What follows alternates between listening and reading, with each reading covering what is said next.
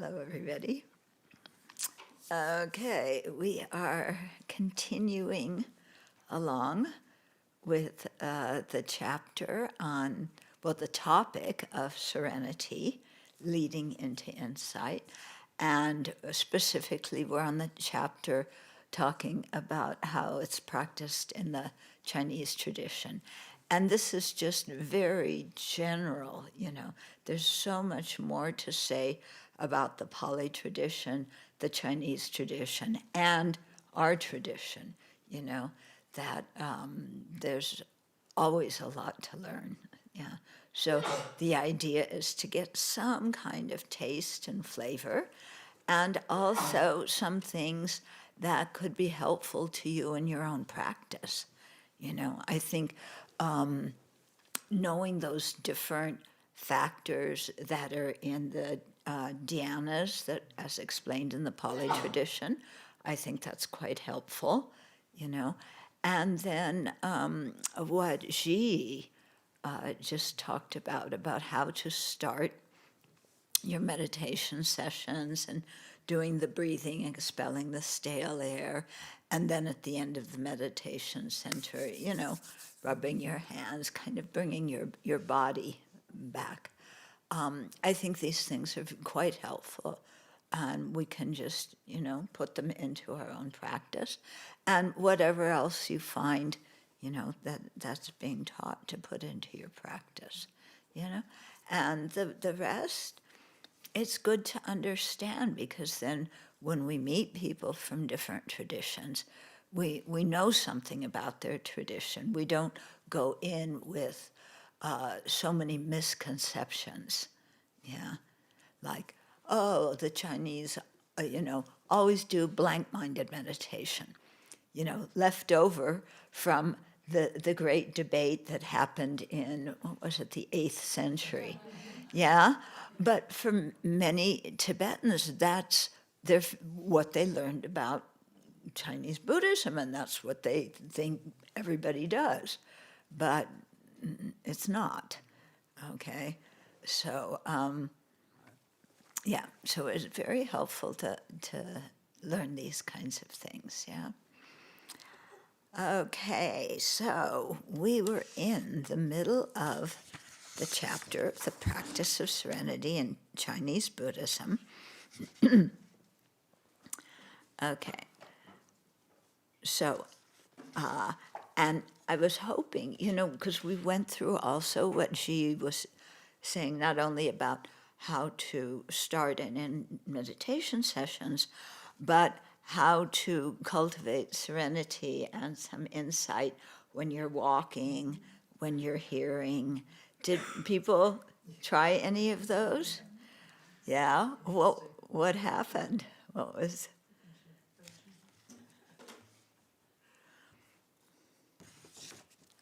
Like in a lot of my meditations, when I'm walking, doing core around the Buddha hall, my mind is someplace else.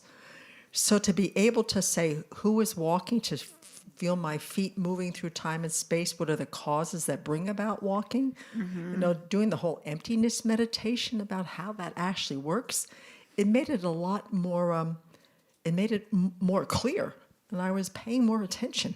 Yeah. So that was really, but I didn't realize how much even when I'm doing mantra, I'm not even there. So it was helpful. Yeah. And, not only who is walking, but what is walking? Yeah. What is walking? Is walking the feet moving? Is it one step?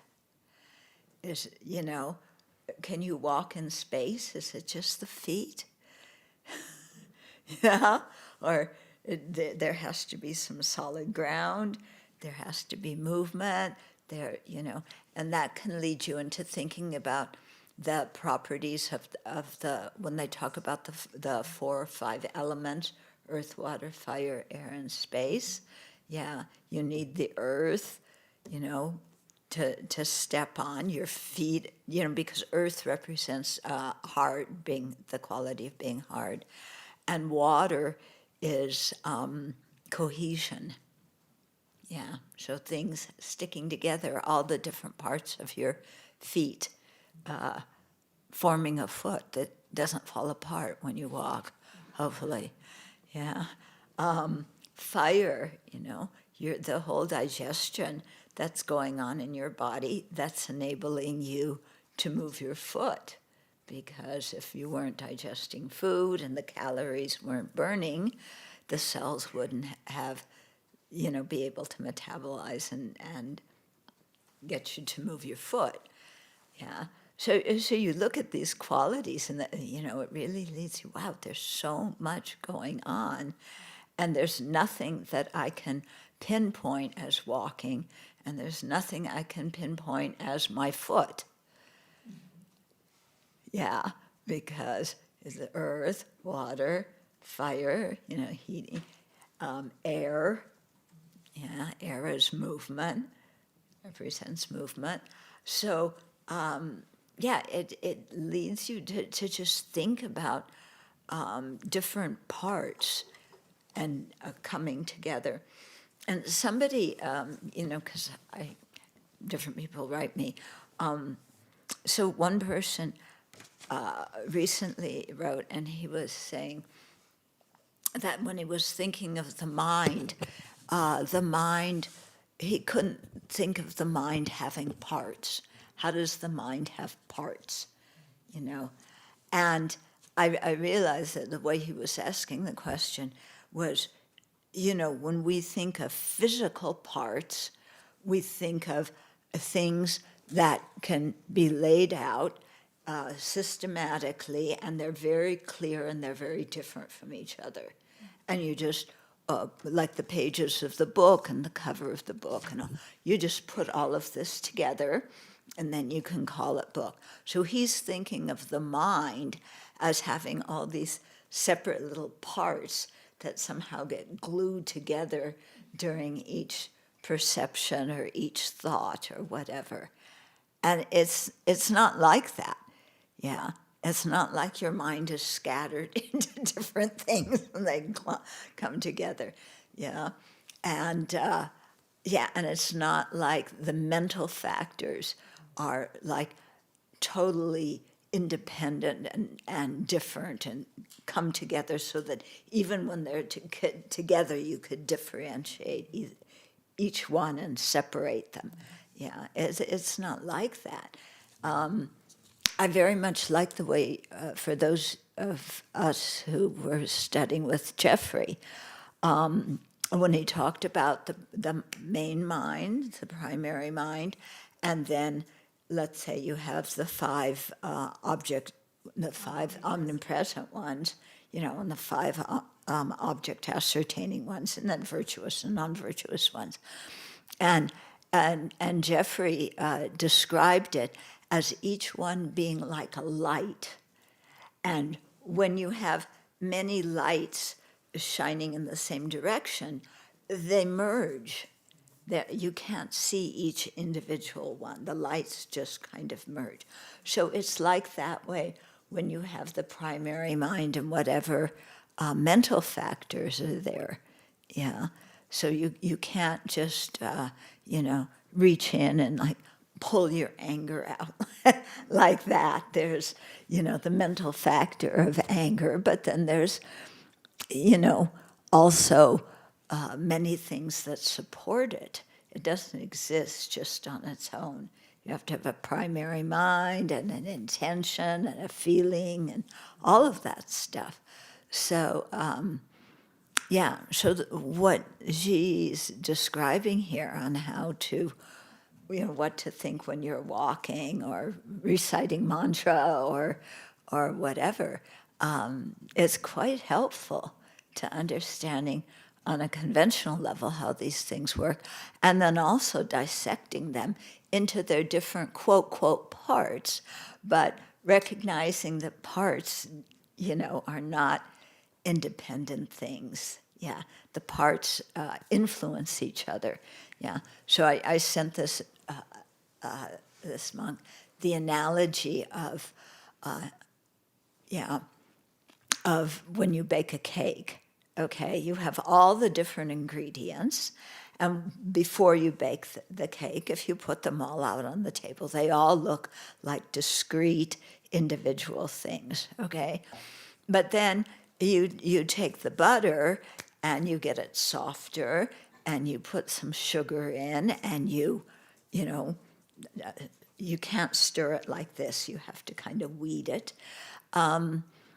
you know, and then you add eggs, and then you add the flour and baking soda and, you know, spices and things like that. And you can't pull them all apart once they're mixed. And they influence each other. So, you know, when you have an egg, and the egg and the baking powder are what make the flour rise. It's not that the flour rises and makes something nice and puffy all by itself. It interacts with other ingredients, and then it interacts with the heat, and the heat changes it. And so this whole idea of, you know, when we talk about parts, it doesn't mean things that are independent that you could just pull apart because they maintain their own integrity, but rather the parts influence each other. Yeah, I mean, you could say that we're all parts of the Abbey, and we influence each other, don't we? Yeah, so it's not like we're all individual, isolated people with some kind of fixed personality. But when we're together, and then it depends on the climate, on the weather that day, it depends on the schedule, it depends on whether you slept enough. There's so many other factors going on. And then we relate together and, you know, have something happen. But yeah, so it's just this thing of things coming together, dependent arising, influencing each other and producing something new. And, you know, when you think about this in terms of what we're trying to do by subduing our mind and subduing our afflictions, then we really get a feeling about how, wow, if I work on my mind, that, you know, don't even think about enlightenment quite yet, but right now, you know, as I work on my mind, it's going to have an impact on the people around me. Yeah. And then that will, you know, that impact will impact them, and then they change, and that impacts other things. And so we're constantly, you know, affecting each other and changing each other. Yeah. And so when you think about ethical conduct in that light, it isn't just about, I want to avoid negative action so I don't get born in the lower realms. It's, wow, my behavior influences every living being around me. The bugs, do I pick up a bug and take it outside, or do I step on it, or do, you know? And the people around me, and when you drive, how, you know, how do you drive? What do you do? That certainly affects people. And, you know, we really begin to see how there's so many interconnecting webs of influence. Yeah, it's just, it's mind-boggling, you know? And that all leads into how everything is, interdependent, and nothing exists on its own, so nothing has its own inherent permanent nature. Emptiness, yeah? So, you know, you can start with just walking and make it into, you know, quite a thing, and expand it out, yeah? So, so that's nice when you hear teachings like this, take them home and just, chew on them a bit, yeah. Do you want to do prayers, Venerable? Huh? Do you want to do prayers today? Oh, yeah? Yeah, I want to do prayers today. Are you in a hurry to do prayers? No, I'm just asking if you would like to. Okay, yes.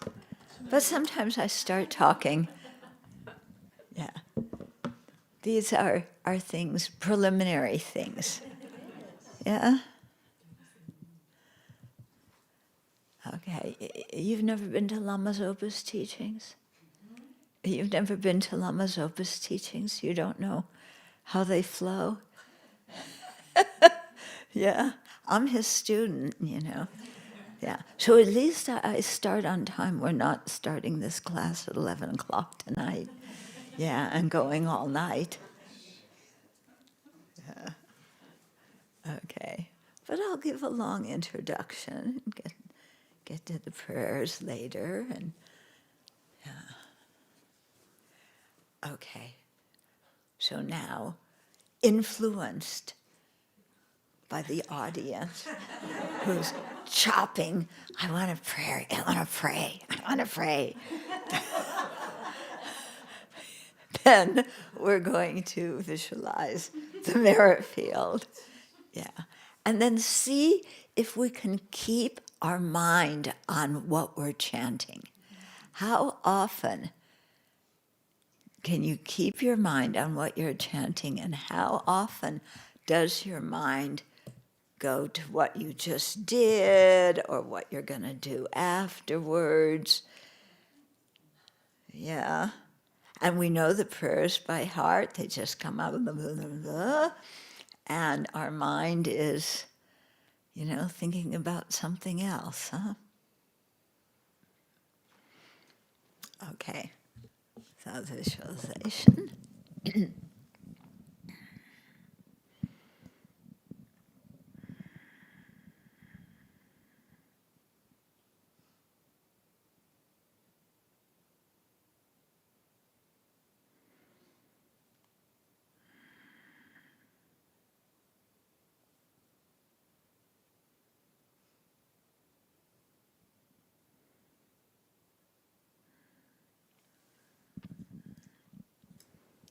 To the teacher endowed, transcendent destroyer, one that's gone, foe destroyer, completely and fully awakened one, perfect in knowledge and good conduct, one gone to bliss, nor of the world supreme guide of beings to be tamed.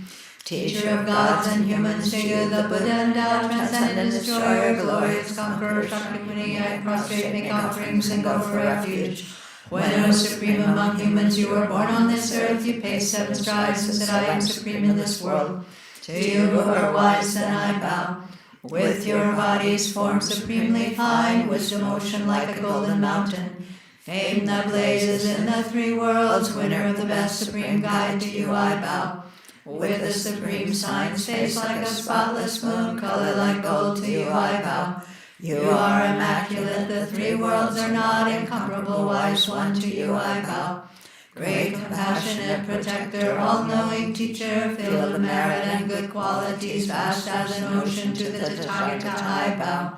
Through purity, freeing from attachment, through virtue, freeing from the lower realms, unique, supreme, ultimate reality, to the Dharma that is peace I bow.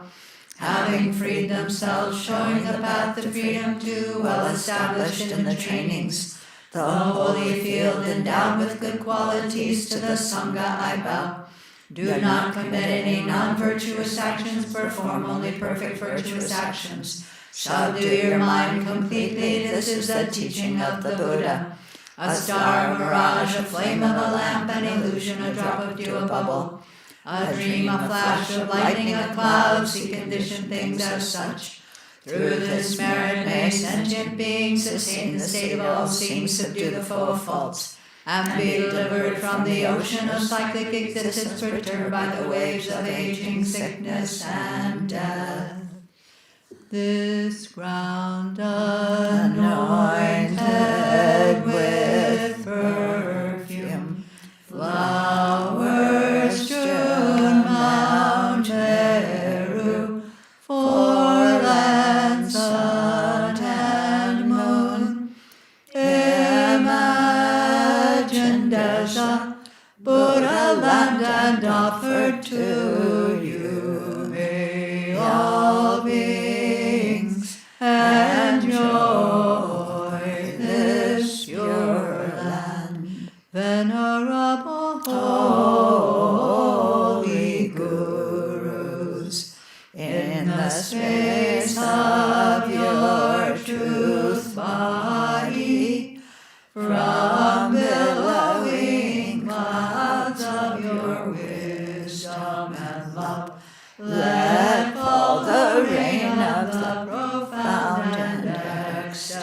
and save Dharma in whatever form is suitable for subduing sentient beings. Idam Guru Guru Ratna Mandala Mandalakam Niryatayami. I take refuge until I have awakened in the Buddha, the Dharma, and the Sangha. By the merit I create by listening to the Dharma, I will attain Buddhahood in order to benefit all sentient beings. I take refuge until I have awakened in the Buddha, the Dharma, and the Sangha. By the merit I create by listening to the Dharma, I will attain Buddhahood in order to benefit all sentient beings. I take refuge until I have awakened in the Buddha, the Dharma, and the Sangha. By the merit I create by listening to the Dharma, I will attain Buddhahood in order to benefit all sentient beings.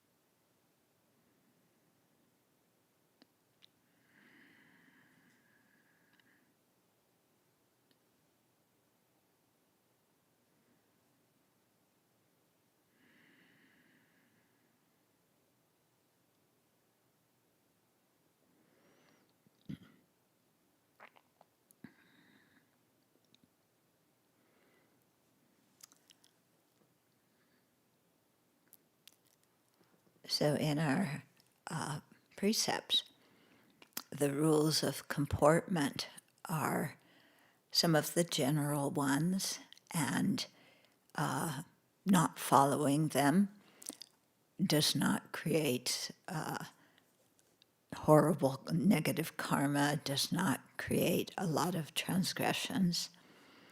And yet our compassion, our comportment in daily life influences ourselves and influences those around us. So just take a moment and think about, what you do. How do you relate to people? How do you talk to people? How do you move through space? And just on an average day, and what kind of influence will that have on the people around you?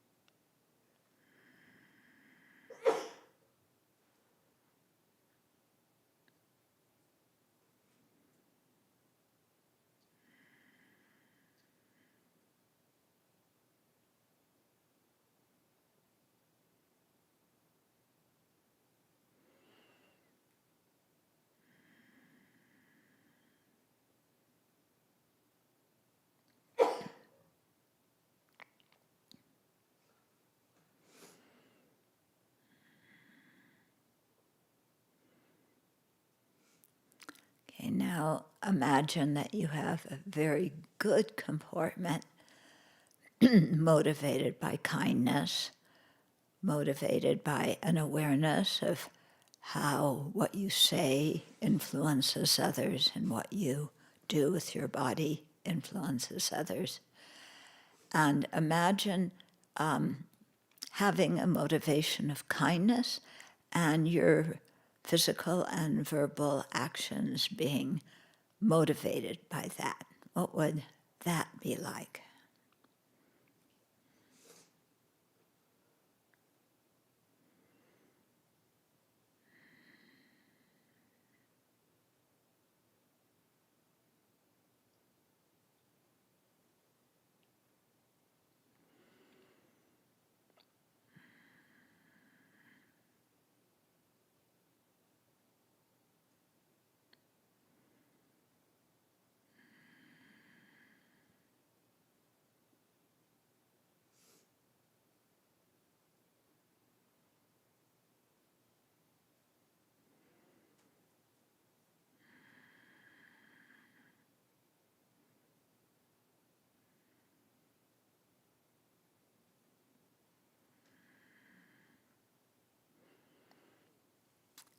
When we do this, we come to see that just our feeling about ourselves is different, and also how we affect the living beings we encounter is different.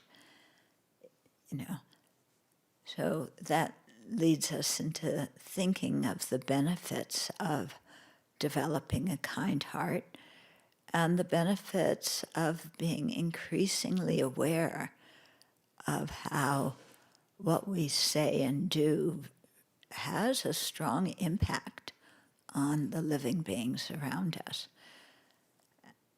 And that leads us to want to aspire to generate bodhicitta, which would be an amazing motivation to have, how that would influence the people around us and how we would feel in ourselves about ourselves.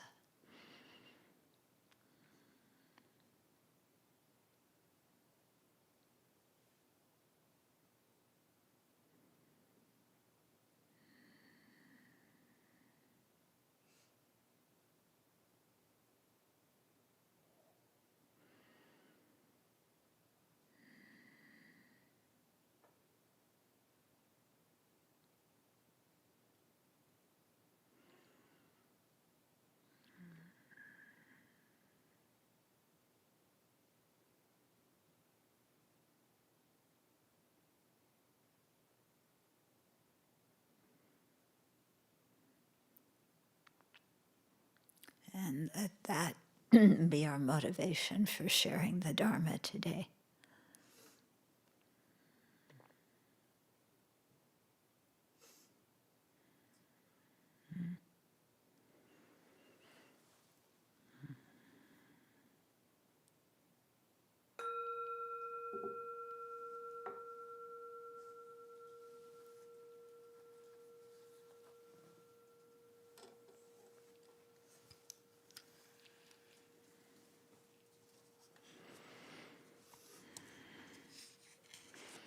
The difference, isn't it, when you think just our comportment, We're not talking about the big, heavy, defeats or remainders. It's just how we speak to people, how we move through space, the small things we choose to do or not do.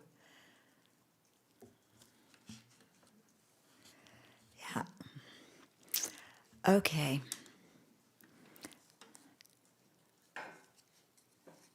So I just want to read the section again about the cultivation of serenity with hearing.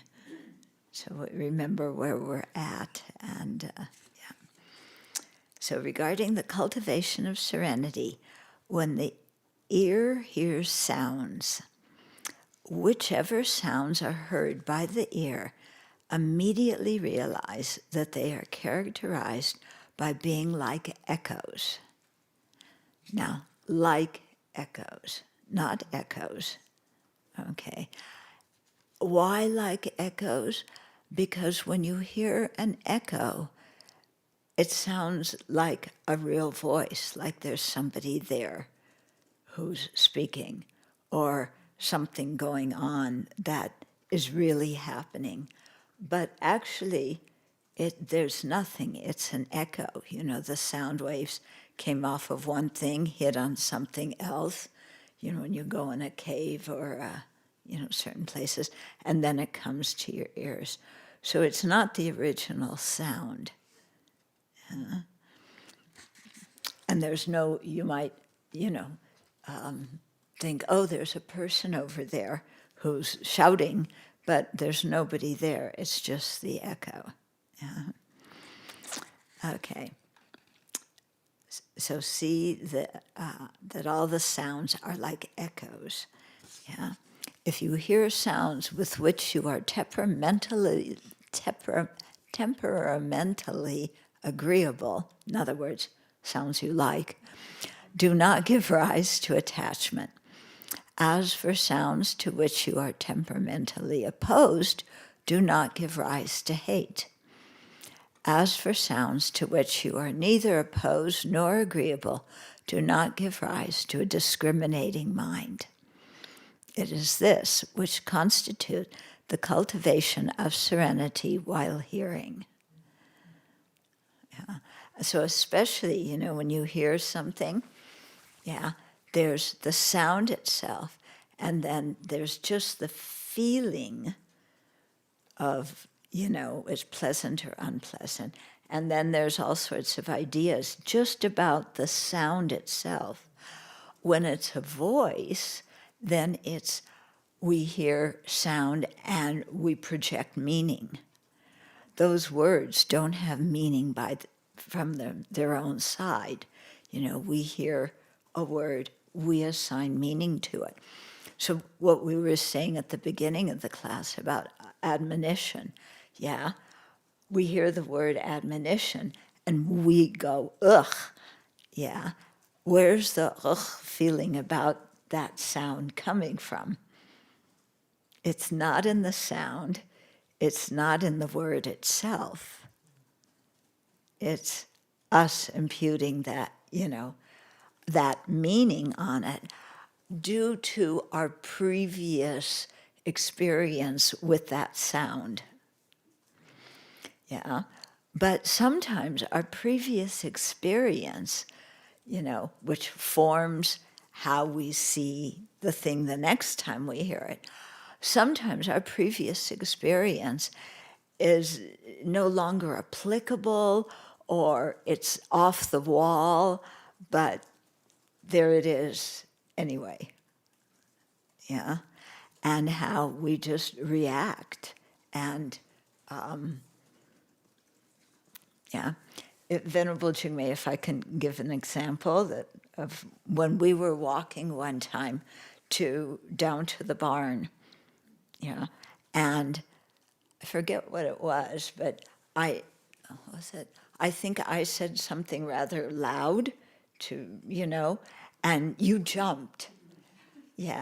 And I'm going, well, what's happening? Did she eat Mexican jumping beans or something? Because she was like, like that. And so I stopped. I said, what happened? Because do you remember what we were talking about? I can't either, But it was something, and I said it in a loud voice. I wasn't angry or anything. It was just loud. And she jumped, and then I said, what happened? And then you explained. Do you want to explain your association with it, rather than me explain what I remember you saying? I can make something up. Well, loud noises can startle me quite easily, especially when I'm not prepared for them. So then it's like it's a fright response. Yeah. And so that's probably what it was. Yeah. And you said sometimes when you were growing up, there would be a loud shouting voice. Somebody would be angry and loud, Yep. loud and Yep. shout. Yep. And so you have a Startle. specific association with Yep. loud voices. Yeah, startle response, and then you run. Yeah. Yeah. And we were just walking peacefully, and that was the response. So you see, there was the sound, and then all that conditioning from before that, projected a certain meaning on the sound that the sound itself doesn't have. Yeah. So this is really helpful to remember when you feel like somebody's criticizing you. Yeah. Yeah. It's sound. And when they say certain words, watch how you impute we're more sensitive to certain words. Yeah. If somebody says that was a dumb thing to do, or somebody says that was a stupid thing to do, we might have a very different response, even though those two words basically mean the same, but we may have more closeness with one or the other, and it might set us off. Yeah. So just, this kind of awareness and how you have what's happening in the external world, and then you have all of our conditioning coming together. Yeah. And it's amazing after that we human beings ever manage to communicate, because one person is coming at it this way, the other person's coming at it this way. They're both imputing meanings on it based on their own conditioning and their own past experience, but everybody thinks that what they're perceiving is an objective reality out there, that everybody else should be perceiving it that way. So I don't know, were you waiting for me to jump too? Yeah. I was thinking, we'll just take another step because we were walking, and then she jumped. And I was like, what's happening? Yeah. And yeah. So these kinds of things, what we bring to a situation, and then how we co-create situations, isn't it? Yeah. Yeah. Okay. What is meant by the cultivation of insight, contemplation in the hearing of sounds? Bring forth this thought. No matter what sound is heard, it is empty and utterly devoid of any inherent existence. So somebody could be standing there looking like Mahakala, going, "You complete idiot! What are you doing? Don't you know better?" Screaming at the top of the voice, calling you all sorts of names, everything that you hate people to say. Yeah. And to stop and think, that's sound. That's all it is sound. I'm the one imputing the meaning to it. Yeah. So if they're calling me names, if they're screaming at me, yeah, do I need to just fall into my habitual responses? Yeah. It's an interesting thing, somebody calls you a name. Is your initial response fear? Is it anger? Yeah. And then, of course, however we respond due to our conditioning, then we're co-creating the whole situation. Yeah. Whereas, it would be different if a person were speaking in another language that you didn't understand. If they were saying it in a loud voice, but if somebody translated it and, they they have this loud, gruff voice, but what they were really saying is, I'm so grateful for what you do. You're so talented. You contribute so much, you know. And that was just the way the person spoke. Yeah, then could we hear the content of what they're saying, or would we just react to the sound? Yeah, like like when somebody, your BBC about crying, and how when somebody talks when they're crying and how somebody says the exact same things when they're not crying, the voice is totally different. Yeah, and so we hear sound, but then how the sound is, then again, we, impute meaning in it. So quite interesting, yeah. Okay, so no matter what sound is heard, it is empty and utterly devoid of any inherent existence. It is only from the coming together of the sense faculty, okay, your ear, your anvil, whatever it is inside there, okay, and the object coming together and giving rise to an auditory consciousness, okay? So that's all that's happening. It is only from the coming together of the sense faculty and the sense object that there is the generation of the auditory consciousness. Okay, next, what happens? It isn't the auditory consciousness that thinks. Yeah, it goes immediately to the mental consciousness, which arises, and in a forced manner, the mental consciousness gives rise to discrimination. Oh, that was a loud sound. Loud sounds mean danger. Danger means react with fear. Yeah. And we just do that. Or, oh, that was a soft sound. Yeah, a soft voice. That means that they don't care about me. They don't care whether I hear or not. They're just talking. Why does it say it's forced? I don't I understand don't that. know. Oh. I don't know. Let me read that sentence again. In a forced manner. I don't know what forced manner means. Maybe influenced by previous conditioning. Yeah, it could mean that, because it gives rise to discrimination. Yeah. It forces that discrimination, like boom, Yeah. like that. Yeah, but okay.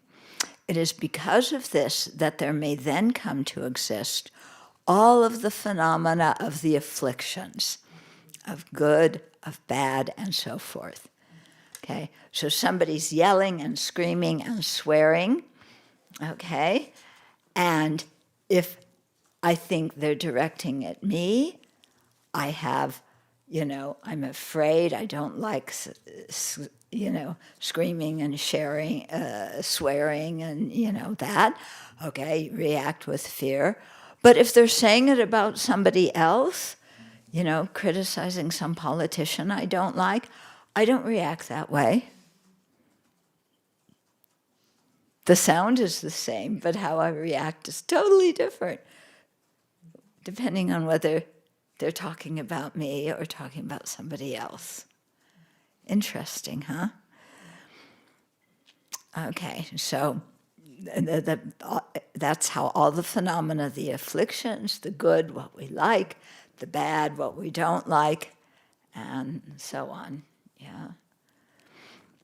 Then, okay, she is saying, turn back the attention and contemplate the mind that hears sounds.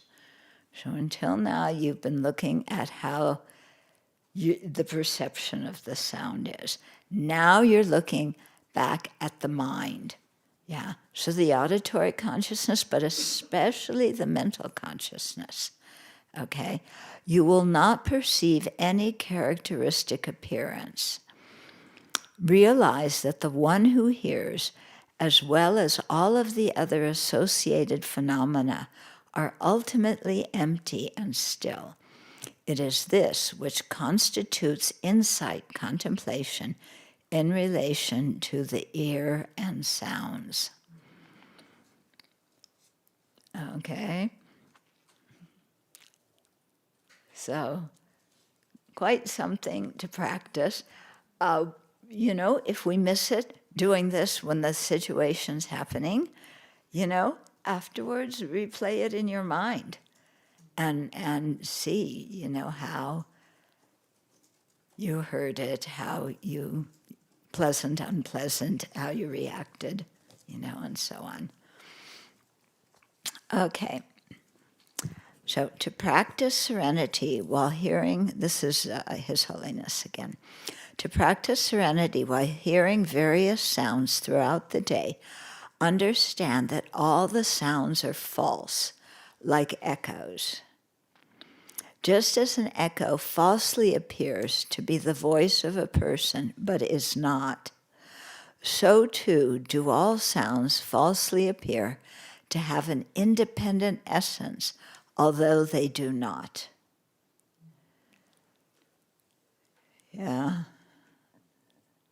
They appear to have, when you hear that sound, it has some essence, and how you're responding to it, you have no choice, because it has certain characteristics and that are solid. You have certain characteristics that are solid. When the two come together, that there's no possible choice for how to respond. That's how we look at situations, isn't it? Yeah. And we're limiting ourselves. This is what he's trying to say. None of that exists from its own side. Yeah. So if you hear, a loud voice of somebody, talking very quickly in a loud voice, and, you project like, that means danger. Yeah. I don't know in your family, but, when there was somebody shouting in my family, I wanted to hide, okay? Which would be interesting, because if they said the same thing in just a regular tone, I could have heard it. Yeah. But often, just the tone of voice, you hear it in a certain way. You react in a certain way. And we think, I don't have any choice about how to react, because I'm perceiving an objective reality that exists out there. Okay, and that's the whole point we're trying to see, is that's how we get all tangled up. Yeah, totally tangled up. Okay, does that mean that there's no common denominator? Yeah, that we can't talk about anything because we're all seeing different things? No, it doesn't mean that. There's some kind of general thing that many people agree with. Not everybody. Yeah. But this is when we talk about conventional, quote, quote, reality. Conventional reality isn't real, but we use conventional existence, yeah. That there's things that are kind of in common so that we can kind of communicate. Yeah. But then we think we're communicating, but everybody's perceiving their own thing. It's really, amazing. This is why, for bodhisattvas to develop those supernormal powers, in order to benefit sentient beings, can be really helpful, because then they can understand how a person is hearing something and how they're reacting and what the conditioning behind their reaction is. Yeah.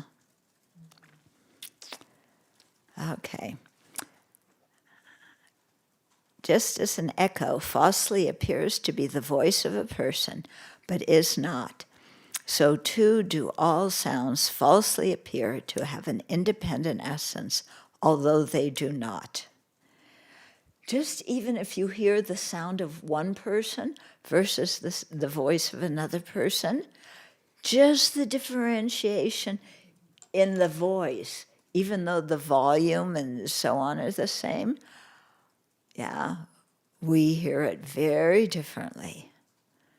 Yeah, somebody you like comes and says, you know, it would be really helpful if you, when you walked in the room, you let the door close gently behind you, versus somebody who you don't like saying, when you walk in a room, it would be really helpful if you paid attention to the door. You would hear those two things totally different depending on who said it.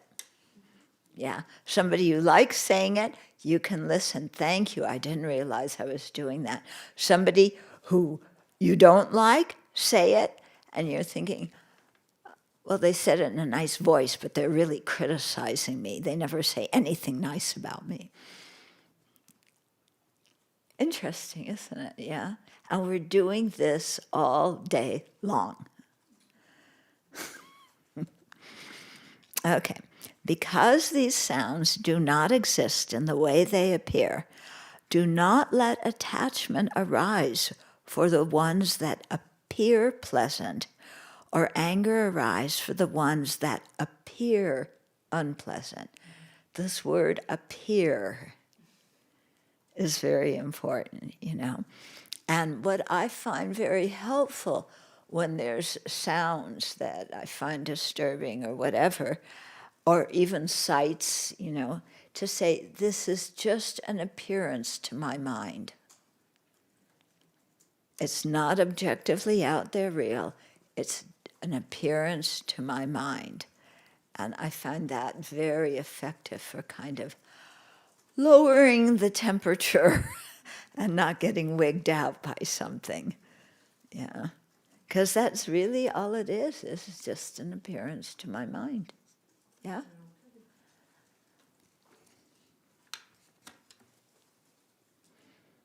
So the imputations start to create these generic images inside the mind that have nothing to do. I mean, that's where the discordance starts to happen. Yeah, our past conditioning, you know, gives us certain ways of looking and discriminating things. Right.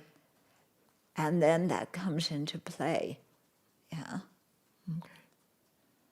And then inside the mind is conjuring up this whole fantasy world that goes along with the conditioning but has nothing to do with that, what's actually happening. Exactly. And we believe that far more than we do what's right in front of us. Exactly. Okay. Yep. We believe our own fantasy. Yeah. Well, that's our security. Huh?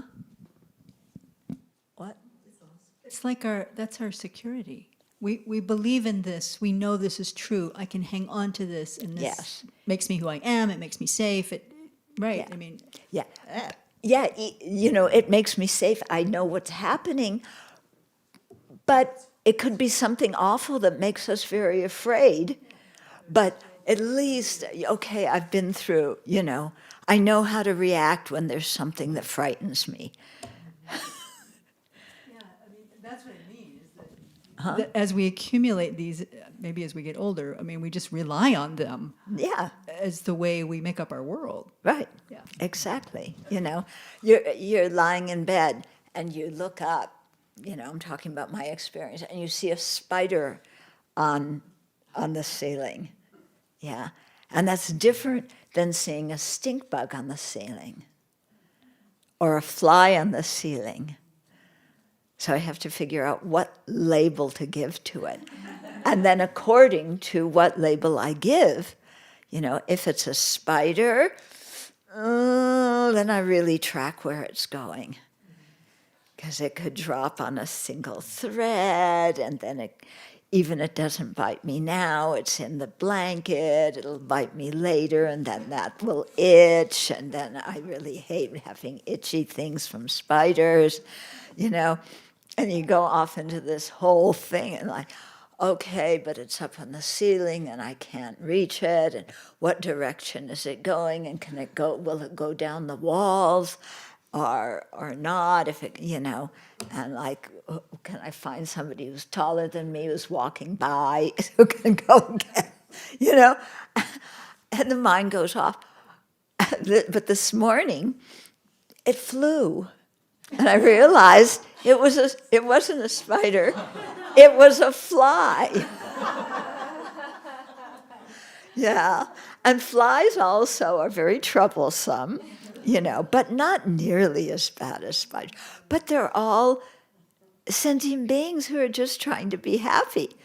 I was thinking that guy crawling around on the ceiling is walking around, going back and this and there, looking for something and not finding it. It's looking for security or happiness, and it's just walking on the ceiling going around in circles. Yeah. And then you think of what's happening in Washington, D.C., and it's just another version of it. Yeah. Or what happens here, just we're all walking around all day, like looking for what we consider happiness and getting away from what we don't like. Yeah. Okay. So because these sounds do not exist in the way they appear, do not let attachment arise for the ones that appear pleasant, or anger arise for the ones that appear unpleasant. There is no use in forming opinions and ideas about neutral sounds, as they too are false. Yeah, it can't just be a neutral sound. It's either got to be something that's going to be good for me or something that's bad for me, Anyway, to cultivate insight regarding hearing, regard all sounds as empty of inherent existence. Why?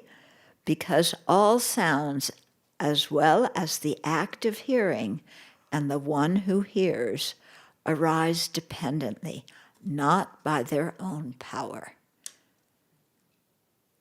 So the sound doesn't arise by its own power. Our opinions don't arise by their own power. Everything seems to. My opinion, boom, no causes, boom, it's just, this is the right opinion. Nope. Okay. All sounds, as well as the act of hearing and the one who hears, arise dependently, not by their own power. The auditory consciousness depends on the ear faculty encountering the sound, and sound itself is nothing more than vibratory waves in the air. The mental consciousness that reacts to sounds arises dependent on the auditory consciousness, and then the afflictions of attachment, anger, and confusion arise in reaction to the pleasant, unpleasant, or neutral feelings experienced while hearing. And that's going on right now as you listen to this talk. Yeah. It's also very interesting to say, where is the sound? Yeah, like when we hit the gong, I think is especially effective. Where is that sound? Is the sound in the bell?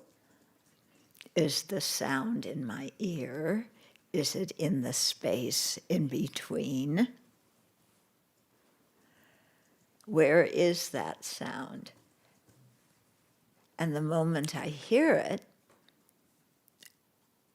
does that sound still exist or not?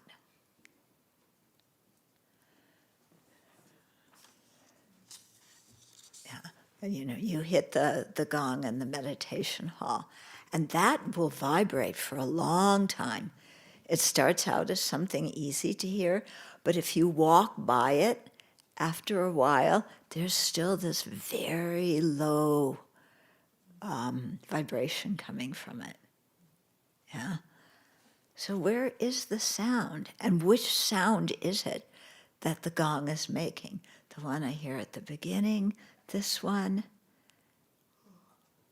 Is the sound in here? Quite interesting. Okay, then examine the mind that hears. What is it?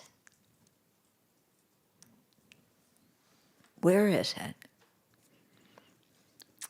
Does it exist independent of the ear faculty and sound waves in the air? So the mind that hears, is there a mind, that the auditory consciousness, that's just sitting somewhere, maybe behind your ear, maybe in some, lobe in your brain? There's a consciousness sitting, that's an auditory consciousness, and it's just waiting for a sound to come along. Is that what it is?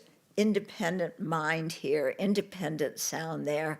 You have an ear here, and they're all waiting. That consciousness is a consciousness. Even if the auditory consciousness is an auditory consciousness, even if it's not hearing anything.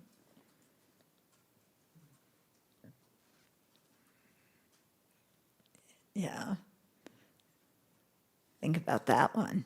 Yeah, because, we think, there's just all these things and they just come together, but they are what they are independence,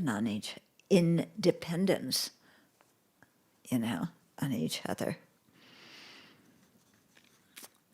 Okay. So does the sound exist independent of the ear faculty and sound waves in the air? It too does not exist from its own side, nor does the person who is hearing, nor all the other phenomena associated with hearing a sound. Like where you're standing in relationship to what made the sound, the quality of your hearing, so many different things. The analogies and descriptions Ji uses for each sense object differ, but come to the same point. So he says, if we question, for example, the visual consciousness, the eye organ, and the visual form. Visual forms are like the moon reflected in water. Yeah. Go out and, look at the moon reflected in one of our puddles. Yeah, looks like a moon, doesn't it? It's not. Odors are false, deceptive, and unreal. Flavors are like tastes in a dream. And tactile sensations resemble reflections, illusions, and conjurations. But this hurts. It's not a reflection. It's not an illusion. It's not a conjuration. This is pain. Yeah. But it's only pain in relation to what we see as other kinds of sensations.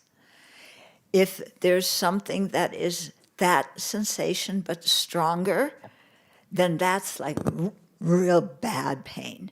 So in comparison to the real bad pain, the pain we have isn't so bad. We react very different than if we compare it to how we were feeling before the pain came. Yeah. You ever been in a lot of pain and then it gets better? Yeah, it still hurts, but you don't mind it so much because you remember how much it really hurt before. Okay, flavors are like tastes in a dream, and tactile sensations resemble reflections, illusions, and conjurations. Ji also encourages us to analyze the mind, cognizing mental phenomena in sitting meditation. Yeah, so look at the mind that's thinking, and why are we thinking that?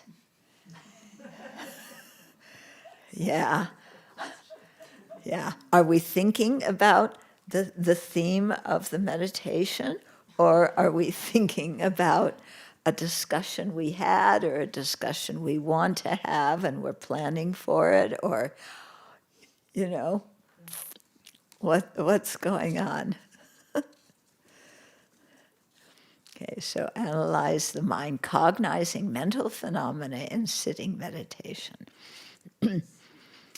Yeah, you're sitting there and you're meditating, and then some memory comes up, and off you go. Have you noticed that? Totally off.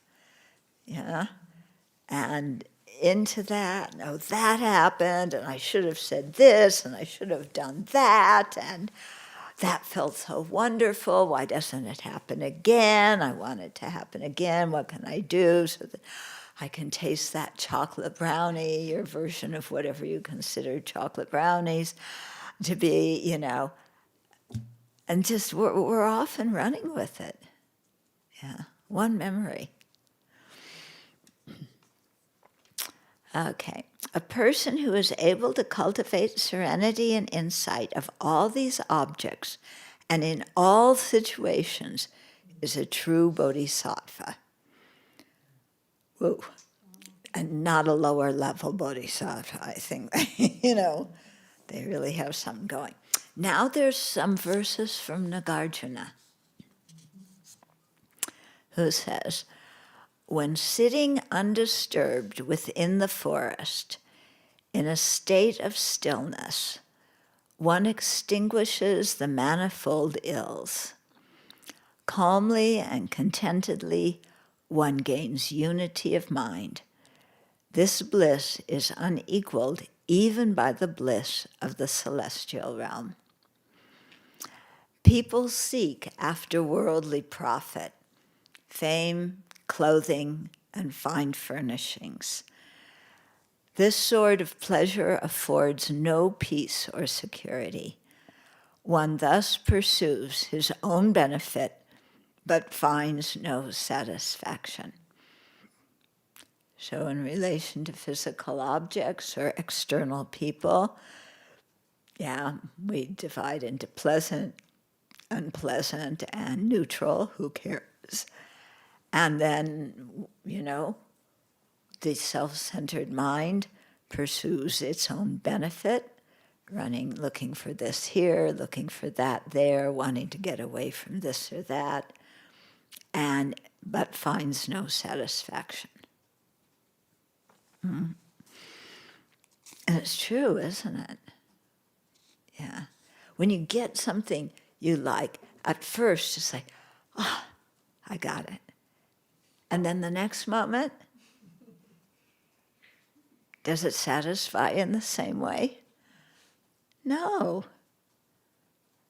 The first bite of chocolate, when you're hungry, tastes very different than the last bite when you've already, at the end of a meal and you're already full. Yeah. There's no satisfaction. The one with patched robes practices reliance on alms, and whether moving or still, his mind is always unified. Spontaneously employing the eye of wisdom, he contemplates and knows the reality of all phenomena. Okay? So it's not when it says, usually when it says the mind is unified, it can mean that they're in meditative absorption, but here it doesn't, because they're using the eye of wisdom. So unless you're single-pointedly on a direct perception of emptiness, something else is going on, and you can contemplate what these other things are. Among all the different entryways into the Dharma, all are entered through equanimous contemplation.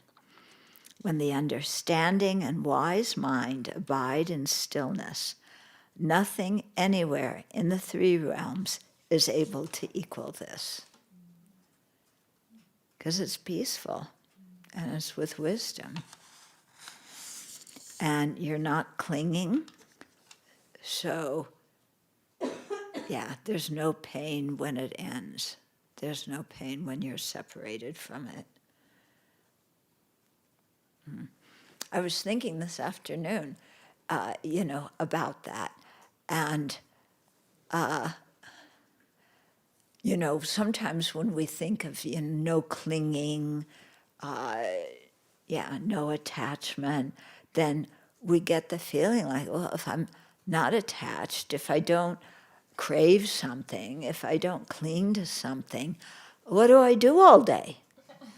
There's nothing to do unless I'm looking for, I'm attached and I want something. I'm just going to, it sounds like being a good Buddhist just means becoming a bump on a log,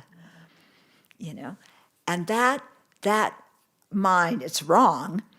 Why is it wrong? Because it's thinking that only attachment, craving, and clinging they're the only things that can make us go out and seek something. But that's not true. Okay? In other words, we can seek something not because we're craving and clinging to it, but simply because it's useful in the situation. Yeah? I'm sure a bodhisattva, if a bodhisattva is thinking, I want to publish some Dharma books and spread the Dharma, then they need money to do that. Yeah. So when they send out a notice about this, are they craving money? This bodhisattva's like, yeah, I hope they give me a lot. I want this dough. Yeah. No, they're not craving. They're not clinging to it. If it comes, good. If it doesn't come, they're okay. But it's useful to accomplish the bodhisattva's wish to benefit others. So it so much comes down to our motivation, why we do what we do. Yeah. And so we shouldn't think, I'm just cutting off my attachment, so I just...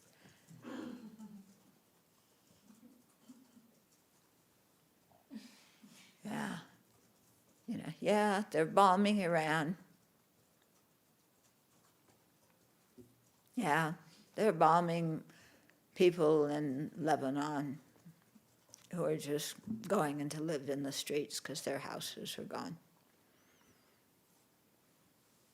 Where's my chocolate? Where's this? It doesn't mean that you don't care about things and that you don't act. Yeah. It just means that there's no, they're bombing Lebanon, and my second cousin, 40 times removed, lives in that village, and I'm so worried about what's happening to them, and our mind taking off on, again, some story. That's having craving and clinging, and then, of course, anger and so on. But you can just think, oh my goodness, there's people's lives who are in danger. Yeah, I care about that. And then you make prayers, your spontaneous prayers, that may they all be safe. Okay, so then there's a reflection. Yeah, first point. List the sequence of points to practice serenity when walking. Then walk slowly by practicing these. Then 2, after 10 minutes, pause and notice the effect this has had on your mind. Yeah, I used to really hate walking meditation. So boring. Yeah. Lifting, pushing, placing, lifting, pushing. So boring. Yeah, I want something with some pizzazz. Yeah, but if you really, like, let's have some ballet dancing, or let's have some jazz, or, something. But then, if you really use the Dharma in that moment to do these kind of reflections, then it becomes very interesting. Yeah. Okay, so after 10 minutes, pause and notice the effect this has had on your mind. Then 3, list the sequence of points to practice insight when hearing. Sitting in meditation, observe the sounds you hear and practice these points. And then 4, remember these points and practice them when you hear pleasant or unpleasant sounds in your daily life. Okay, so when we start, it'll happen when we start talking again, or when we just hear sounds, around us, and we instantly go into, overdrive and projection and, why is this person making that sound? And one person's going to say, oh, it's a beautiful sound. I love it. It reminds me of, my grandfather playing the violin. He couldn't play it very well. It sounded awful, but it reminds me of my grandfather, so I love hearing it. And somebody else is hearing that and going, get me out of here. Okay. Quite interesting. Okay, now there's a section here called deviant meditation and correct meditation. And this and the next section, he's going into things that are obstacles in our meditation. And he's calling them demons or Mara. Okay, so the way he's talking about it as demons, you could think of it as external Maras, who are demons interfering, or you could think of it as just, our own karmic responses going on. Okay, so don't start thinking, there's demons all around. I got distracted while I'm meditating. There's some external influence that's bugging me. Not necessarily so.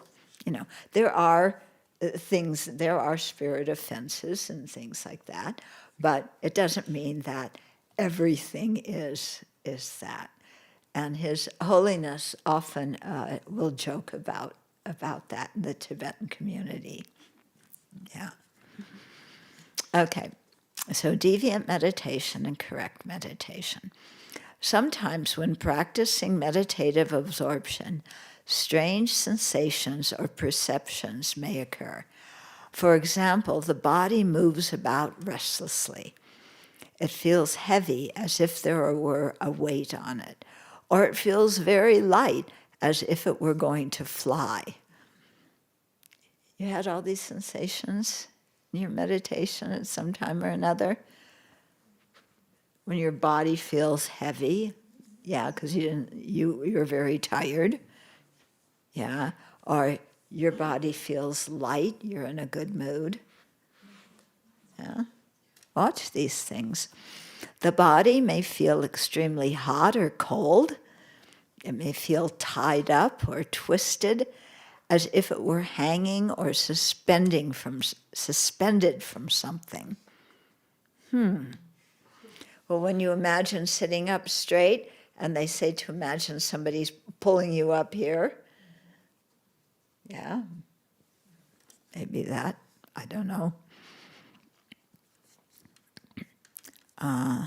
Body feeling hot or cold, I have some nerve thing going on in my legs, and I will get rushes of heat to my feet, rushes of cold to my feet. Nothing's going on outside. Anybody else? Yeah, yeah, just rushes. Oh, hot flashes. Yeah, you get a hot flash. Yeah, men, monks, do you know what hot flashes are? Yeah? Mom, I saw that. Huh? I saw that with my mom. Oh, okay. Yeah, hot flashes are very interesting. They're handy when it's a cold day. It's like, oh yeah, hot flash, good, I'll warm up. And when you're warm, then it's like hot flash,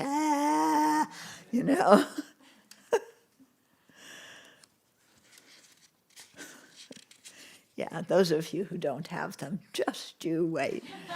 They're quite interesting, yeah.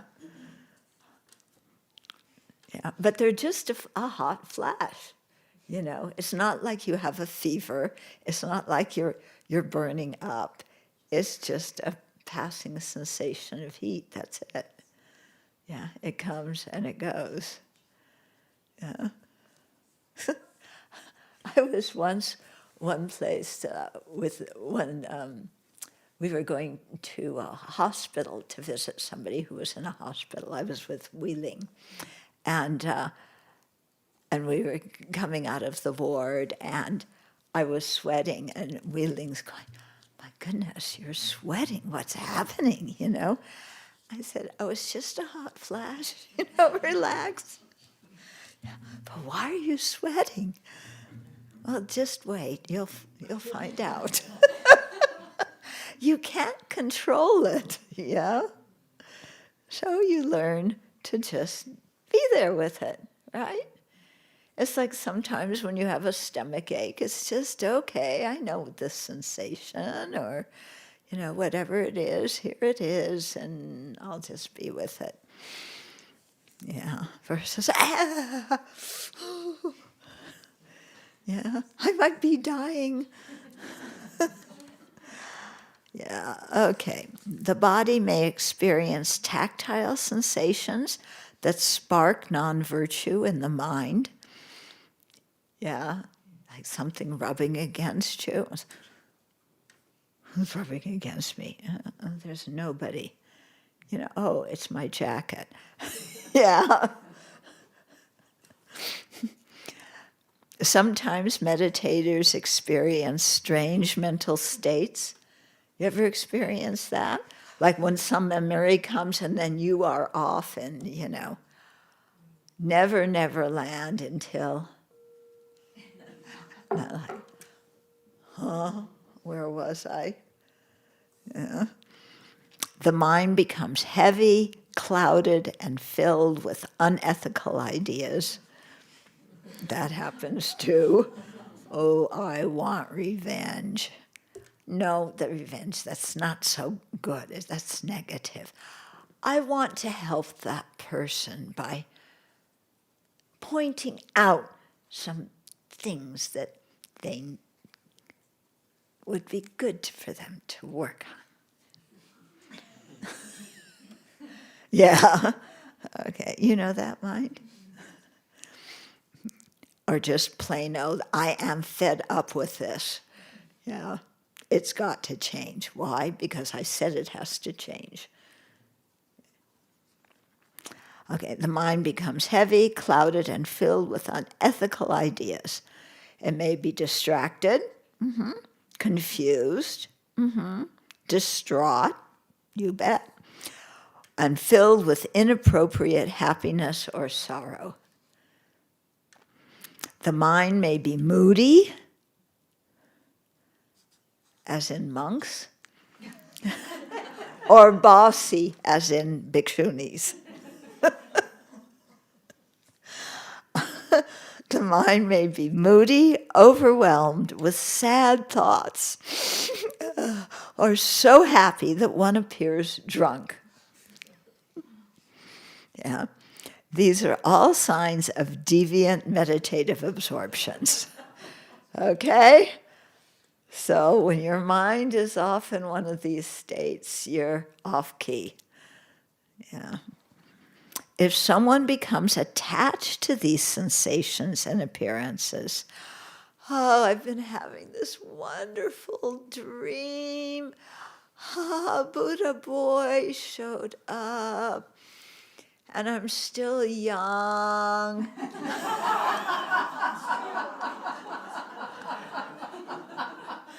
Yeah, let's go back a few decades, and there's Buddha boy, and perfect, everything I could have wanted. And then we do this and we do that. And I live happily ever after. It's just, it's wonderful. Yeah? Where were you? Yeah. Or maybe you go a year ahead of that one to, oh, what happened with Buddha boy? He was so wonderful, and then this guy turned out to be a total nincompoop. Total jerk. Why in the world did I get involved with him and attached to him? What was going on? I was so stupid. Yeah, that happens too, doesn't it? Regarding the same external object. Yeah. Okay, if someone becomes attached to these sensations and appearances, grasping them to be true and real, he may become mentally ill and may open himself up to harm from spirits. Yeah, when you become off balance mentally, then it's easy for external things to affect you. Yeah. Well, you can see you become super sensitive. Everything, like, you just are super sensitive to everything. Yeah, we've all been in that state. Okay. Sometimes spirit interferences make the meditator seem especially intelligent, powerful, or charismatic. And as a result, they become arrogant and cling to wrong views. Okay? So wanting to appear intelligent, powerful, or charismatic is not necessarily a blessing. It's an appearance. You're appearing that way. But it leaves you open to arrogance and wrong views. Worldly people may think that person is highly realized and blindly follow his guidance so that he misleads other people on the path or draws them into harmful activities. Due to the heavy karma this person creates when he dies, he will fall to an unfortunate rebirth. So when there's people who look famous, intelligent, qualified, you don't know really, what's going on. You have to get to know them. Yeah. And that's why His Holiness says don't pick teachers based on if they're charismatic and humorous and, so on. If a practitioner of concentration has such symptoms or appearances, he should immediately recognize that they are false and deceptive and not believe them.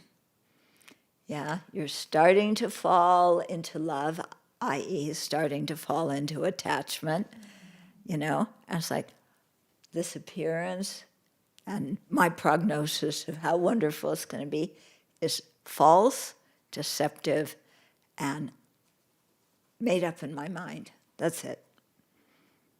Yeah. Stop. Don't go further with it. Stop the daydream. Turning his mind to virtuous objects, he should not become enchanted by or attached to such inverted signs and focus instead on the Buddha's teaching. Okay, so come back to what the Buddha taught. He should consult his spiritual mentor, follow proper meditative instructions, and renew his refuge in the three jewels. Yeah, sometimes people get these weird things in their meditations because they're not meditating properly. They're inventing their own meditation. Yeah. And, well, for example, I remember when I was first getting interested in meditation in the States. And, I lived in LA. I mean, there was like so much going on everywhere, yeah. So I saw one thing happening, in some place, about, I don't know what the advertisement was, but I went. And these people were all, I may have told you this story before, yeah. And these people were, people were saying different things, and then people were just kind of falling backwards, and people would catch them, And this was some kind of good sign, that you were tuning into something special. Of course I didn't fall backwards, and if I did, I was sure nobody would catch me. So anyway, I went home, and I had no idea how to meditate, but you see a picture in a New Age magazine, and you sit cross-legged and put your hands like this on your knees and roll your eyes back, and and then I was falling back, and I thought, oh, yeah, I'm getting it, I was sitting down, so, it wasn't like in this place where they were standing up and somebody had to catch them. I just was, it's all like garbage. Yeah, the whole thing was just garbage. But I didn't know any better. I thought, oh, something's happening. Yeah. I know somebody who went to the Kopan course, and Rinpoche had, for those of you who had been there, he had given the permission that when the Buddha absorbs into you, you could visualize yourself as the Buddha. Okay, so there was a couple, and the woman was really doing this meditation, very, with a lot of focus and force. And she started to think she was the Buddha. Yeah? And she came to see me, and it's like, and her husband's there going, something's wrong, She thinks this, and she knew something was wrong herself. She wasn't fully in it, but she said, I just feel like, I'm becoming the Buddha, and I'm made of light, and I'm radiating light to all these people, and so again, something that was imagination becoming concrete, the mind believing it literally. Yeah, and so many of our fantasies, when we think, when you're sitting in meditation, planning on all the things you're going to study after retreat, and planning on all the places you're going to go to hear teachings after, and you're sitting there, everybody thinks you're in, samadhi or something, and you are planning everything, where I'm going to go, who I'm going to study with, what text I'm going to do. I'm going to learn Tibetan. No, I'm going to learn Chinese. No, I'm going to learn Swahili. The people in Africa really need their teachings in Swahili. I'm going to learn that. Where can I go to Swahili? Where exactly is Swahili? Is there a country called Swahili land, or is there just an accent? But actually, I just read this book about R.L. Stein looking for Buddhist things in the Taklamakan Desert. Maybe I should go there, because those people have some history in Buddhism, and even though they're mostly Muslim now, I could teach them some Buddhism, and I'm radiating light, and I'm going to learn all of this.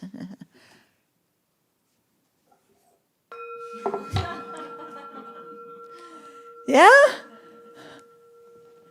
we all have our own fantasies that go off and running. Yeah. oh, I'm going to learn Tibetan, then, I'll be His Holiness's translator, even though he's not talking so much nowadays. But in his next life, I will be the one who finds him, and I will be his translator then. I will be very close to His Holiness. I'll hear everything he says, even when he's 2 years old. I mean, yeah.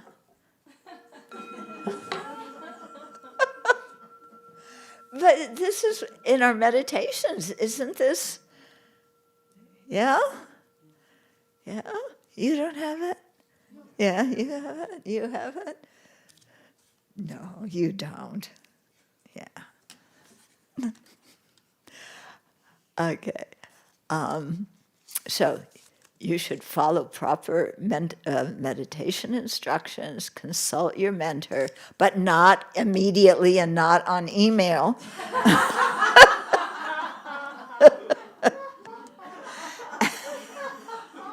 And you should renew your refuge in the three jewels.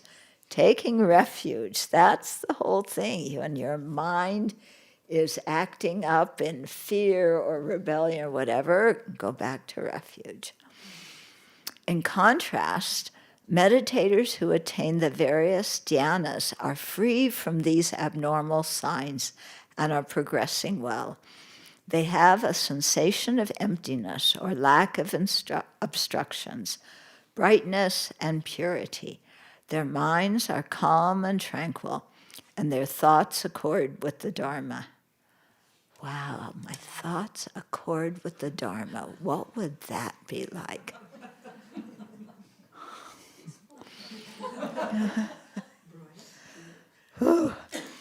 Their confidence in the three jewels deepens, and their bodies and minds are responsive so that they can engage in virtue with ease. They are not interested in worldly concerns and do not feel obliged to get involved in them. Satisfied, content, and tranquil, they can enter into and emerge from dhyana according to their wish. Those who are progressing well should continue in their practice, applying serenity and insight at the appropriate times in their meditation. So you don't do this when you're driving, okay? Yeah. Or at a job interview. If they have deep meditative experiences, they should consult a realized master and explain their insight or experience. The master will either agree with it as an authentic realization or give wise advice to steer the meditators in the right direction. In this way, they will continue to advance in accord with the Buddha's teachings, which will bring good results to themselves and to others. Okay, where are we? Shall we go on to the next section? Yeah. Counteracting the work of Mara. Mara. Okay. Buddhist scriptures speak of the four Maras, or four corrupting forces. One, the afflictions. These are the biggest Mara that cause us problems. 2, the 5 aggregates, 12 sense sources, 18 constituents. Our body and mind under the influence of afflictions and karma. These can be considered Mara because they causes us problems. 3, death. Death is a big interference to our practice. And 4, a ghost, our spiritual demons. So this is Mara that you sometimes will read about in the sutras, and he's some kind of god in one of the realms, I forget where, but he likes making trouble. Yeah, there's one story that I really like about one bhikshuni. It's somewhere in the Library of Wisdom and Compassion. I put it in. And she's meditating on emptiness. And Mara comes along and says, you know, you have the wrong view. There's a real self. You know, there's a real I. Tune into that. And, you know, normally, I mean, that's what we've believed in for eons. And we would just, you know, we hear that little voice saying, oh, yeah, emptiness. No, there's really, you know, something real there. There's really, and we would believe it. But this bhikshuni turns around and says, Mara, you know, I won't use the language we use today, but forget it, you know. Yeah. Yeah, Mara, just go away. I am not believing you. What you're telling me is rubbish. Okay. So that's what we need to do when we have all sorts of wrong views and, you know, attachment, aversion, things like that coming up. Okay, the first three are remedied by practicing the path and attaining liberation. First three were the afflictions, the aggregates, and death. So that's how they're remedied. The last Mara generally refers to other beings who create interferences. In the sutras, Mara is depicted as a being who tries to create problems for sincere cultivators so that they deviate from the Dharma path. So remember when the Buddha sits under the Bodhi tree? Yeah, Mara sends first armies and warriors and things to frighten him, and the Buddha sees that they're just appearances to the mind. And then Mara sends all these chanting women, you know, and it's symbolic of overcoming anger and attachment. But, you know, as it appears in the Buddha story, like the Mara's doing this, yeah. Okay, well, some people regard Mara and his forces as a metaphor. Others see them as actual external beings. Yeah, so this depends a lot on your culture. Yeah. Mental states of desire, worry, craving, sleepiness, laziness, fear, doubt, remorse, arrogance, resentment, and so on are the work of Mara's armies. You know, I think I see it mostly as a metaphor, yeah. Okay, some demons may enter the person's mind, causing violent mood swings and erratic behavior that could expose him to calamity. Don't think that every time you have a violent mood swing, that it's Mara's fault, you know? It's your own personal violent mood swings, yeah? Okay. But it could, you know, when you have a violent mood swing and you're out of control, your mind is out of control, it could cause you a lot of problems. Demons may also inspire the kind of deviant concentration discussed above, where practitioners have all sorts of strange physical and mental experiences and may even appear to have spiritual powers and great charisma, such that they lead some people astray. And we see that in the world. Mm-hmm. One method to dispel these demons involves the practice of serenity. Here, a practitioner is to recognize these objects and people as false and not to let them disturb the mind. She should neither fearfully push them away nor desirously grasp at them, but rather return to her meditation and strengthen her concentration. When her concentration is strong, these interferences automatically disappear.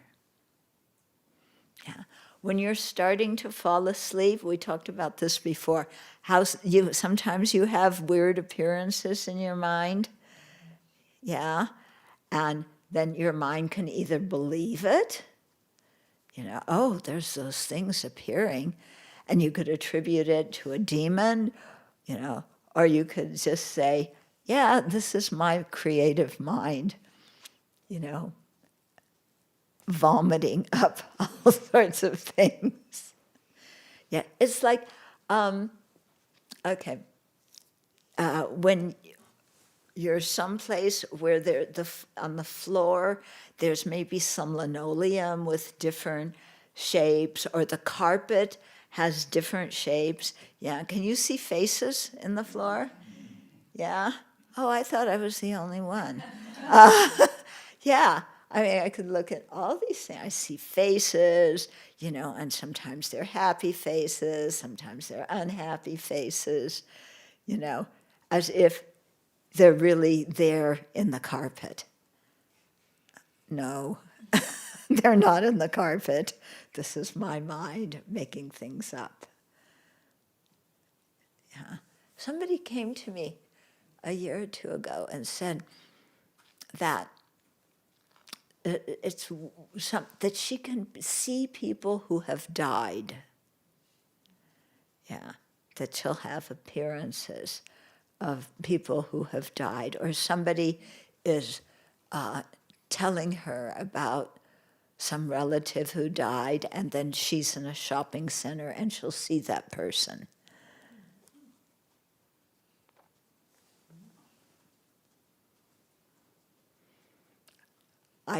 I can't explain it, but I wouldn't get all wrapped up in it. Yeah. It was something becoming important for her, but it's just, yeah. If it helps you have a virtuous mind, good. If it distracts you and makes you more self-centered, forget it. Yeah. Okay. Tibetans, when you go to Tibet, yeah. Oh, have any of you ever been to Parping, where there's in Nepal? Anybody been to it? There, yeah. Where there's there's some people see Tara, different forms of Tara in the rock. Yeah, but in Tibet a lot. They'll look at a certain geography, how the mountains are in relationship, and say, oh, this is like Vajrayogini's, tetrahedron, or they'll see things like that. And if you look, you can see, yeah, I can see how that would appear that way. Yeah, so it's interesting, and maybe it's auspicious that your mind is thinking of some virtuous object appearing, yeah, but it doesn't mean that we have to grasp it as truly existent and think, oh, now, yeah, I got to look in the rock and I see Kuan Yin, yeah, or whatever it is you're seeing. Okay. But, it's nice that you're seeing something virtuous instead of, seeing your worst enemy, who is merely a projection in your mind. One way to dispel these demons involves the practice of serenity. Here, a practitioner is to recognize these objects and people as false and not to let them disturb the mind. She should not fearfully push them away or desirously grasp at them, but rather return to her meditation and strengthen her concentration. When concentration is strong, these interferences automatically disappear because your mind's focused on something else. This method is reminiscent of the great Tibetan meditator Milarepa, who, when disturbed by spirits, he was meditating and all these spirits came and they're like bugging him and disturbing his meditation. And Milarepa comes out of his meditation and he looks and he says, "Why are you guys here bugging me? Spirits, why are you coming bothering me?" And the spirit said, "Why did you invite us?" Meaning, when your afflictions are active, yeah, you concoct all sorts of things, yeah, and they become the demons for you. Yeah. It's true, isn't it? Yeah, you concoct something, and then all of a sudden it's everywhere. Yeah. That boy who threw sand in my eyes in kindergarten, there he is, everywhere, and there's sand everywhere. Chill out. But you have to be able to recognize these as just appearances. Otherwise, your mind can really spin out. Okay. So, So, Milarepa, when disturbed by spirits, asked them where they came from and why they wanted to bother him. And the spirits replied, "Why did your mind, filled with preconceptions and superstition, call us here?" Yeah. In other words, the source of our suffering and fear is our own unsubdued, afflictive mind. A second method employs insight on how to deal with these things. Here the meditator turns the light back on his own mind, asking, what is the mind that is observing these things? Since a self-enclosed, independent mind cannot be found, what can be disturbed by these interferences? Yeah, there's no such thing as a self-enclosed, independent mind. If I'm believing that that's who I am or what I have, these things can't be disturbed because they're permanent.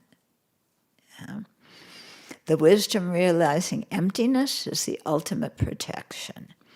To paraphrase Nagarjuna's statement in the Commentary on Wisdom, aside from the true character of phenomena, everything else is demonic phenomena. In other words, things, influenced by our projection of inherent existence. That is, since whatever is associated with ignorance and samsara is not to be trusted, we should not get caught up in it, but put energy into attaining awakening. Yeah, while sitting under the Bodhi tree, the Buddha said to Mara, but this is really good advice, when your mind gets all tangled up in something, you have a memory from the past, or you're worried about something that's going to happen in the future, and your mind is spinning, to just back off and say, what is the mind that is observing these things? Yeah. If I think there's a real I who's really seeing that, no such thing exists. Yeah. And it's my projection. So chill out. Okay, so Nagarjuna said, aside from the true character of phenomena, everything else is demonic phenomena. That is, since whatever is associated with ignorance and samsara is not to be trusted, we should not get caught up in it, but put energy into attaining awakening. While sitting under the Bodhi tree, the Buddha said to Mara, numerous armies such as these may vanquish the monastic. I use the power of dhyana and wisdom to smash all these armies of yours. And after perfecting the path to Buddhahood, I will bring all beings across to liberation. That might be something helpful to memorize and say that to ourselves when our mind starts spinning. Numerous armies such as these may vanquish the monastic. I use the power of dhyana and wisdom to smash all these armies of yours. And after perfecting the path to Buddhahood, I will bring all beings across to liberation. It's beautiful, isn't it? If a practitioner is not yet strong enough to dispel these interferences through serenity or insight, she holds her mind steady, not letting false thoughts and disturbing emotions proliferate. She contemplates that the emptiness of the demon realm and the emptiness of the Buddha realm are a single emptiness. Wow. There is nothing in the demon realm to fear and nothing in the Buddha realm to cling to. In this way, her mind transforms into wisdom and the demons vanish. Mm-hmm. Even if the frightful or attractive appearances do not vanish, Ji counsels practitioners not to worry. There has never been a case in which a tiger that was a transformation of a demon has actually eaten anyone, nor has an attractive man or woman who was a transformation of a demon ever become someone's spouse. Furthermore, the disturbance comes principally from the side of the practitioner's mind because he allows fear, anger, and desire to arise and grow. The antidote is to increase wisdom and by doing so become more immune to such interferences. Practitioners can also recite mantras while maintaining mindfulness on the three jewels or on the Buddha. So mantra is very good to do in these situations. Puts your mind on something. Purification practices, recitation of precepts, and cultivation of a sense of integrity and consideration for others will also protect them from involvement in harmful actions. Negativity is unable to stand up to or conquer strong virtue. So if we keep our minds aligned with the Buddhist teachings, demons will vanish by themselves. The Buddhist sage Sungpen, 11th century, advises that when meditating, sometimes beautiful scenes or figures may appear to the mind, and at other times terrifying ones may appear. We should avoid being joyful at the former and despondent or antagonistic towards the latter. And here's, I think, a quote from him. You must realize that such scenes do not come from outside. All are born from being sunk in oblivion or are brought about by karmic consciousness. All that the eyes see and the ears hear is false. Don't get attached to it. Keep on making energetic progress. Wise advice indeed. And that's the end of that chapter. It is wise advice, isn't it? So we just have to remember it.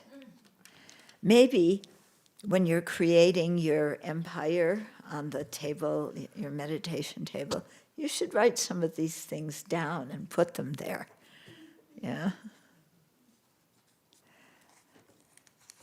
Okay. So it's already late. Do you have any pressing questions, or do you want to go to bed?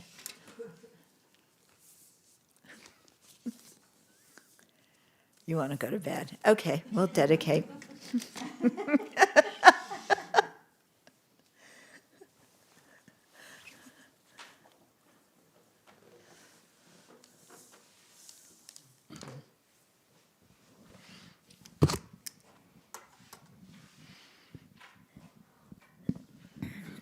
May the spiritual teachers who lead me on the sacred path, and all spiritual friends who practice it, have long life. May I pacify completely all our inner hindrances. Grant such inspiration, I pray. May the lives of the venerable spiritual mentors be stable, and their virtuous actions in the 10 directions. May the light of wholesome teachings dispelling the darkness of the beings in the 3 worlds always increase. Guru Ratna Mandala Kandiryatayami. Due to this merit, may we soon attain the awakened state of Guru Buddha, that we may be able to liberate all sentient beings from their suffering. May the precious Bodhi mind not yet born arise and grow. May that born have no decline, but increase forevermore. In the snowy mountain pure land, you're the source of good and happiness.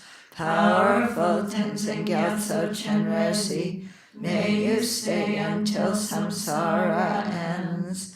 May the deeds of explaining and practicing the Dharma, done by groups supporting the teachings and their upholders, who spread the view of dependent arising and non-violent actions in the 10 directions, and especially at Sravasti Abbey in the West flourish.